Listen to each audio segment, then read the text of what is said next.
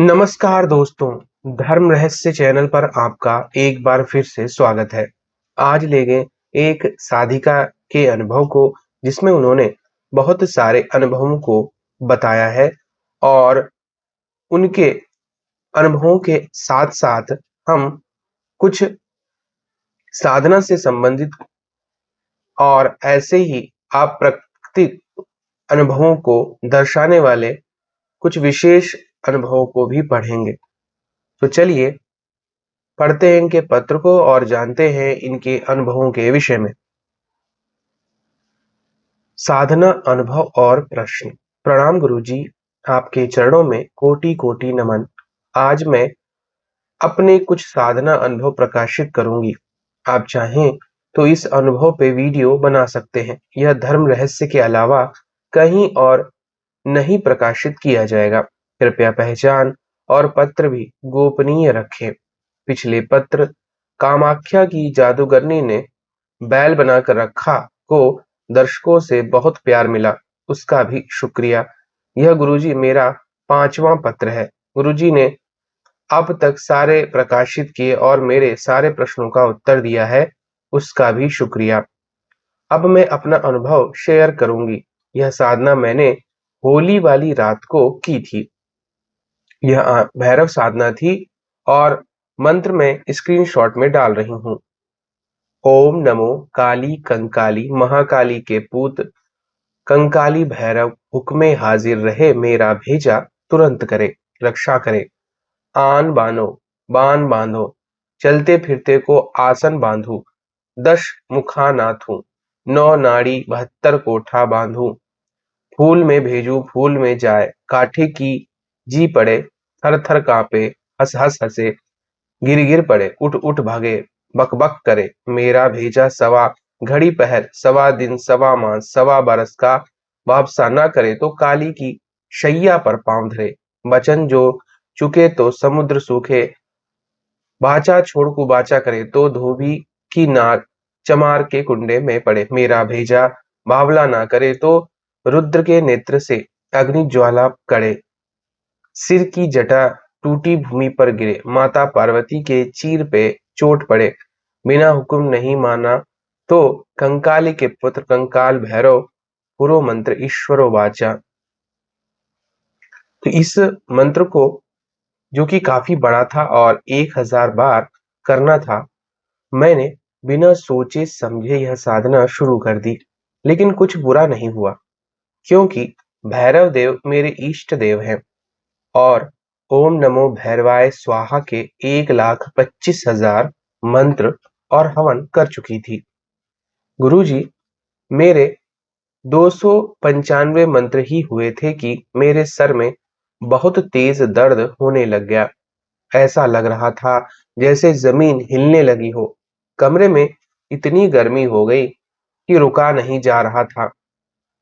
मुझे चक्कर आने लगे थे। मैंने संकल्प तोड़ने के लिए माफी मांगी और साधना समाप्त की। उस रात सपने में काल भैरव जी आए, लेकिन वह हंस रहे थे। वह सिर्फ पेट तक दिखाई दे रहे थे, उसके नीचे नहीं। वह हंसकर बोले, तुमने मुझे अधूरा छोड़ दिया है, मुझे पूरा करो। गुरुजी, उसके बाद मैंने नवरात्रि में हर रोज 100 मंत्र करके वह पूरे किए। गुरुजी, क्या यह मंत्र काम करता है? तो इसका उत्तर हाँ में है। कोई भी मंत्र हो, शाबर मंत्र विशेष रूप से काम करते हैं, लेकिन जिन भी मंत्रों में दुहाई दी जाती है, यह मंत्र खतरनाक होते हैं और इसमें देवता नाराज भी हो सकता है और आपकी कड़ी परीक्षा ले सकता है, क्योंकि उसमें कुछ ऐसे शब्द होते हैं जिसे माता या देवी देवता पसंद नहीं करते, जैसे माता के चीर पर पैर धरना और शैया पर पैर धरना इत्यादि। अब मैं आपको अपने गुरु मंत्र के कुछ अनुभव शेयर करूंगी। मैंने पहले भी गुरु मंत्र साधना के अनुभव, जो कि साधिका के विचित्र गुरु मंत्र अनुभव के रूप में प्रकाशित किया जा चुका है, यह उसके आगे के अनुभव हैं।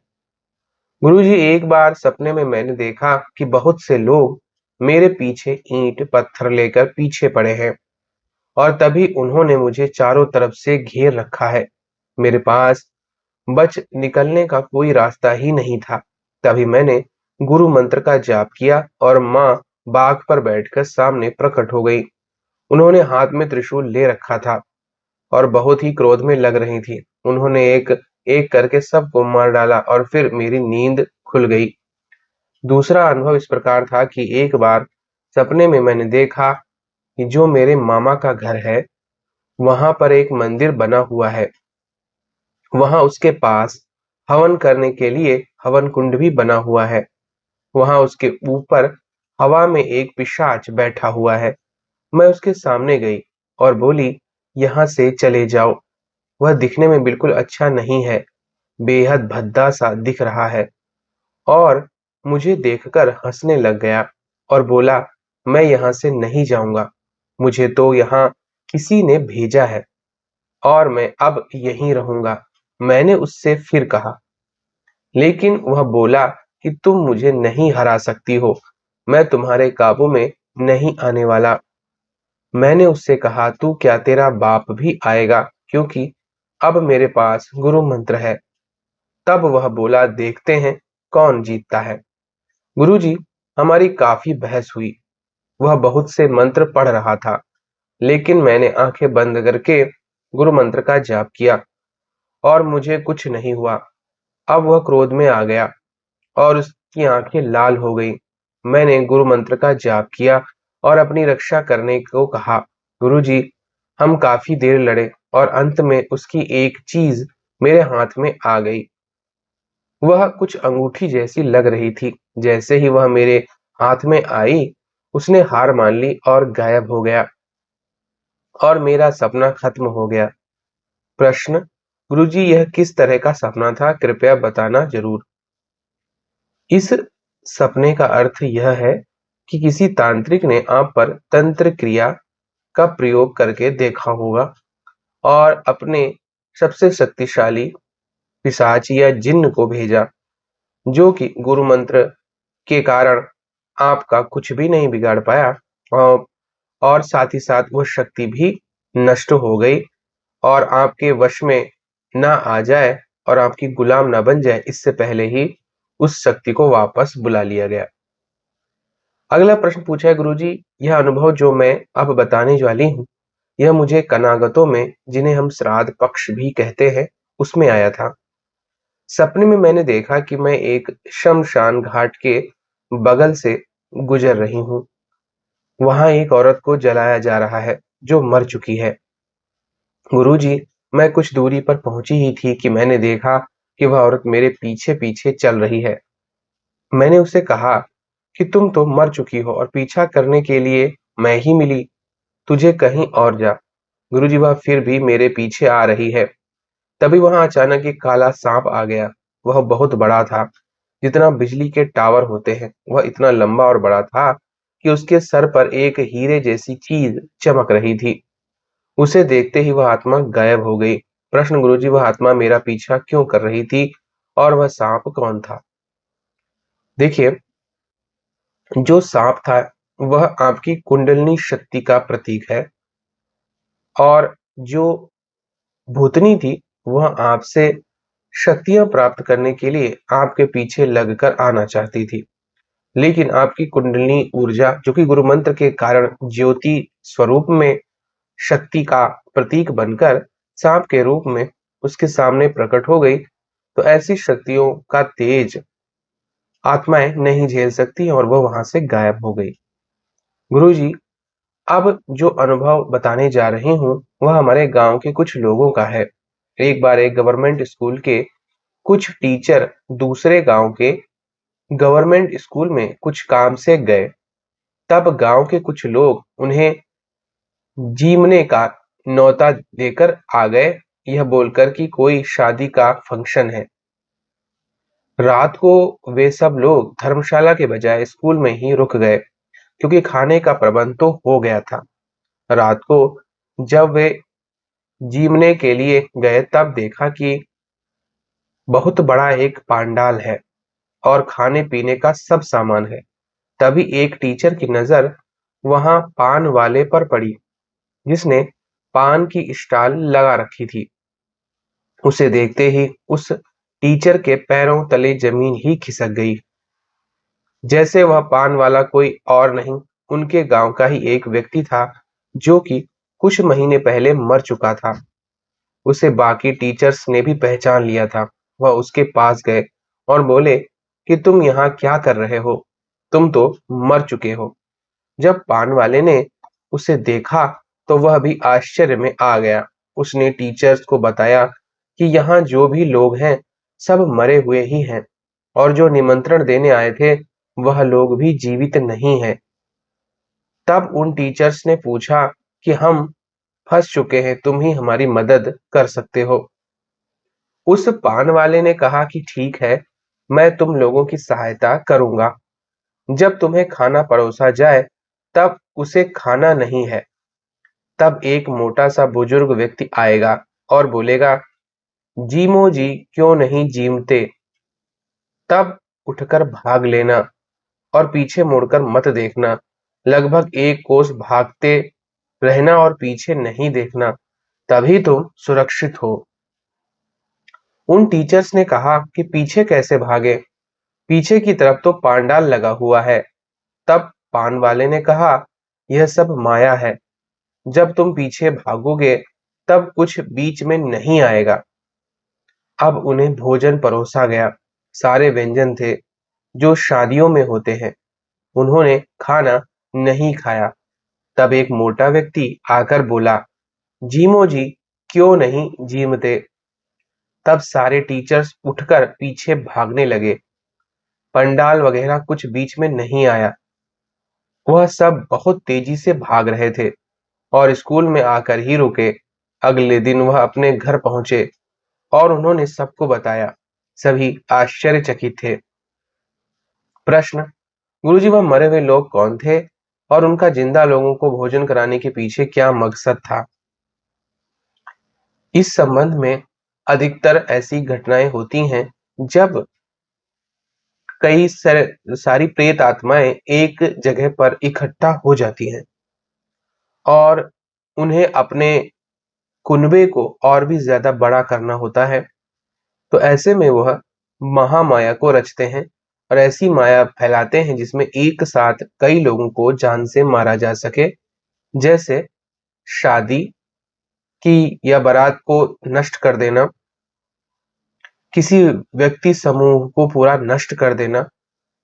और इसी तरह का उन्होंने भोजन के रूप में एक विशेष तरह की ऊर्जा का निर्माण किया। अगर वह लोग उस भोजन को कर लेते तो मृत्यु को प्राप्त हो सकते थे और इसीलिए उन्होंने यह कोशिश की थी, लेकिन एक आत्मा ने उनकी मदद की और इसी की वजह से वह सब मृत्यु को प्राप्त होने से बच गए। अब अगला अनुभव, गुरुजी यह अनुभव मेरे रिश्तेदार का है। एक बार मेरे काका यानी मेरे दादाजी के भाई उनके दोस्त के साथ, जो कि एक छोटे साधु थे, जो लोगों को बुखार, सिर दर्द और नजर का झाड़ा देते थे, वह दोनों एक बड़े साधु से मिलने गए और मिलकर आ गए। कुछ दिनों के बाद वह साधु मेरे काका के पास आया और बोला कि जिस साधु के पास गए थे उसने मेरी निधि यानी शक्तियां छीन ली हैं। चलो उसके पास जाकर आते हैं और मेरी निधि मुझे वापस चाहिए। वह बड़ा साधु मेरे काका का दोस्त था। वह दोनों उसके पास गए।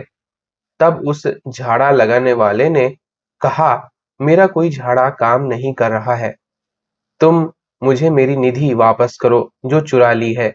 उस साधु ने फिर उसकी निधि वापस लौटा दी।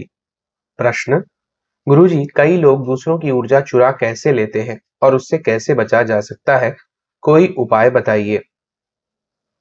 कृपया मेरे सवालों के जवाब देने की कृपा करें। जय गुरुदेव।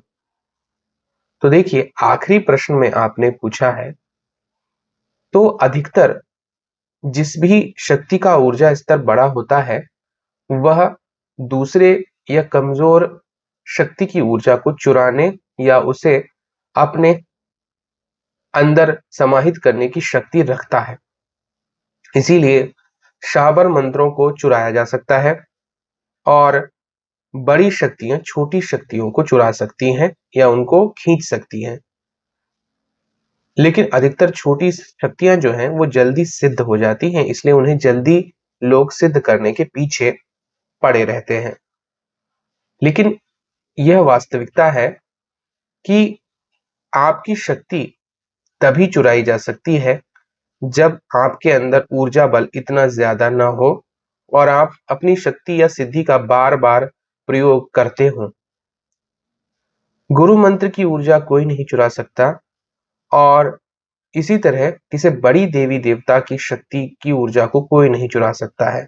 सिर्फ छोटे देवी देवता, कुल देवता, स्थान देवता, विभिन्न प्रकार की छोटी तांत्रिक सिद्धियां, योगिनी, छोटी छोटी या फिर साधारण अप्सराएं इत्यादि चुराई जा सकती हैं और कोई महान और बड़ा साधक ही ऐसा कर सकता है। तो ऐसा ही एक अनुभव मेरे साथ भी घटित हुआ था। किसी दिन उसके बारे में मैं आपको बताऊंगा, जिसमें एक काली माता के साधक ने शक्ति परीक्षण मेरे पर कर दिया था। तो उससे मुझे पता भी नहीं था, तो वह शक्ति उसकी सदैव के लिए चली गई और उसकी शक्ति जो कि माता काली की सिद्धि थी, माता काली ने आकर मुझे दर्शन दिया था और मेरे पास आकर वह स्थापित हो गई थी। और तो यह इसी प्रकार के चीजें हो जाती हैं घटित। अगर आपके पास शक्ति बहुत बड़ी है तो आप किसी की भी ऊर्जा या शक्ति को चुरा सकते हैं। इसीलिए गुरु मंत्र या महामंत्र का ही जाप अवश्य एक मंत्र के रूप में सदैव करना चाहिए और इसीलिए गुरु मंत्र का विधान बताया गया है, इष्ट मंत्र का विधान बताया गया है। तो ये थे आज के अनुभव। अगर आपको आज का वीडियो पसंद आया है तो लाइक करें, शेयर करें, सब्सक्राइब करें। आपका दिन मंगलमय हो। धन्यवाद।